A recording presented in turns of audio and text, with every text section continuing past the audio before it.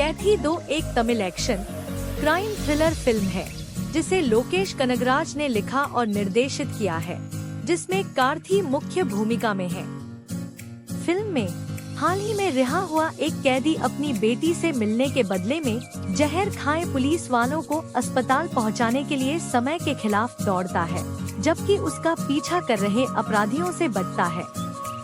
Inspector Bijoy के नेतृत्व में पुलिस ने 800 करोड़ रुपए से ज्यादा कीमत की 900 किलोग्राम कोकीन ले जा रही एक वैन को रोका।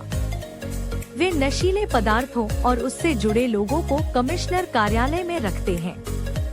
इस छापेमारी से त्रिची स्थित कुख्यात ड्रग माफिया अदैकालम, जिसकी पहचान अधिकारियों को पता नहीं है, के कामकाज पर खतरा मंडरा रहा है। बदले की भावना से उसका भाई अंबु जब्त किए गए ड्रग्स को वापस पाने और जिम्मेदार अधिकारियों को खत्म करने की योजना बनाता है। इंस्पेक्टर जनरल की सेवानिवृत्ति पार्टी के दौरान शहर के वरिष्ठ पुलिस अधिकारियों को शराब में नशीला पदार्थ मिलाकर बेहोश कर दिया जाता है। बिजॉय, जो दवा के कारण शराब नहीं पीता, पर इसका कोई असर नहीं होता, लोगों में दहशत न फैले, इसके लिए वह अधिकारियों को गुप्त रूप से अस्पताल ले जाने की कोशिश करता है। वह दिल्ली की मदद लेता है, जो हाल ही में संदिग्ध व्यवहार के कारण रिहा हुआ है।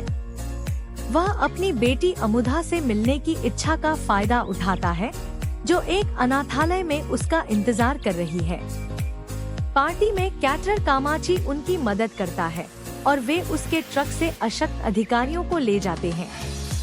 इस बीच अंबु पुलिस पर इनाम घोषित कर देता है, जिससे गिरोह के सदस्य उनका पीछा करने लगते हैं। कमिश्नर के कार्यालय में बेजॉय कांस्टेबल नेपोलियन और नशे में गाड़ी चलाने के आरोप में हिरासत में लिए गए कॉलेज के छात्रों के एक समूह को परिसर की सुरक्षा करने और अंबु के आदमियों को इमारत में घुसने या बंदियों को छुड़ाने से रोकने का निर्देश देता है। दिल्ली समूह को कई गिरोहों के हमलों से बचाता है। बाद में बेजॉय को पता चलता है कि पकड़े गए तस्करों में खुद अदैकालम भी शामिल है। हालांकि बेजॉय कुछ देर के लिए नेपोलियन और अंबु के बीच कैदियों की अदलाबदली का सौदा तय करता है, लेकिन यह पता चलने पर बेजॉय उसे रद्द कर देता है।